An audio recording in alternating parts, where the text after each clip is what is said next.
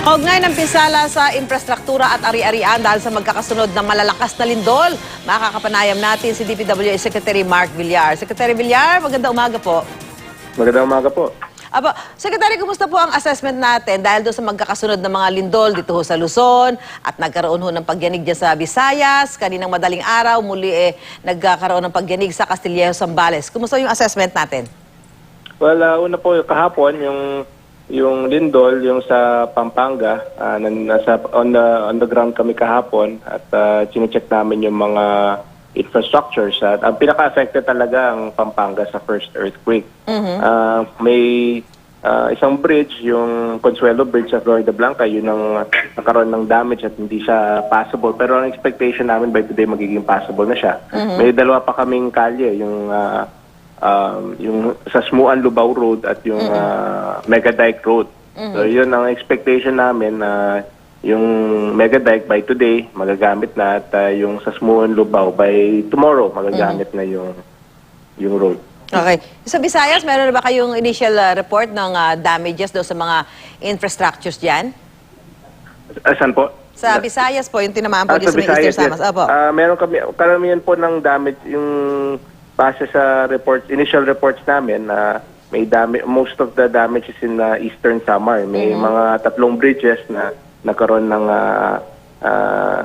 damage sa approach at meron mga roads na may damage pero possible pa rin. Isa lang ang based sa report na may isang road lang sa Eastern Samar na hindi pa possible as of the moment. Okay, so Secretary, kailan po sisimulan yung pagkukumpuni dito sa mga tinamong pinsala, yung mga, yung mga tulay, kalsada, at yung ilang mga government offices na naapektuhan? Ongoing po. Naka-deploy na po yung mga teams namin sa assessment teams at ang mga teams po namin ay trained na para sa earthquake assessment. Ito yung bahagi po ng ating preparasyon para sa in case na magkaroon ng big one. So far, yung almost more than 133 structures have already been inspected by the DPWH. Pero tuloy-tuloy naman po ang pag-i-inspect namin at kung meron pong dating mga kababayan, kung meron pong reports, kung may infrastructure na may damage, pwede niyo po i-report sa DPWH at kami po ay magpapadala ng assessment team. 24/7 yung hotline ng Secretary, 16502.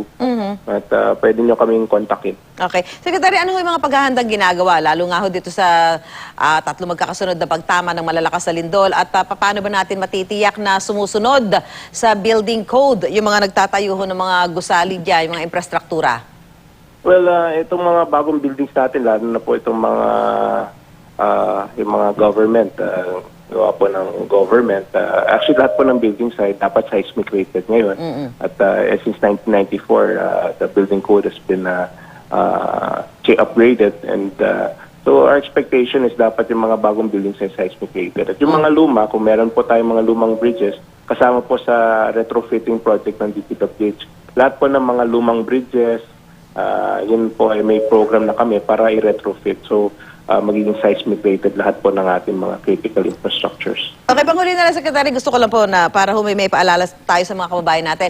Halimbawa ho yung mga tulay o may mga gusali ho na may mga pinsala, nagkaroon ho ng mga bitak, at hindi pa na-inspeksyon ng DPWH at hindi pa kayo nagbibigay ng go signal na gamitin uli at safe na, dapat ho wag mo nang gamitin ng mga kababayan natin, iwasan muna. Tama ho ba? Opo, kung may please, kung meron po kayong mga reports of damages, yung mga crack, please paki-report lang po kaagad sa DPWH para ma-assess namin.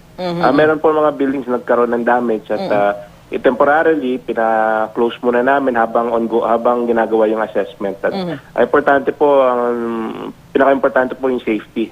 So ayaw din natin mag-compromise sa safety. So kung meron po, wag mo nang maging kampante at i-report agad. Okay. Maraming salamat, DPWH Secretary Mark Villar. Magandang umaga po sa inyo, Secretary. Magandang umaga po.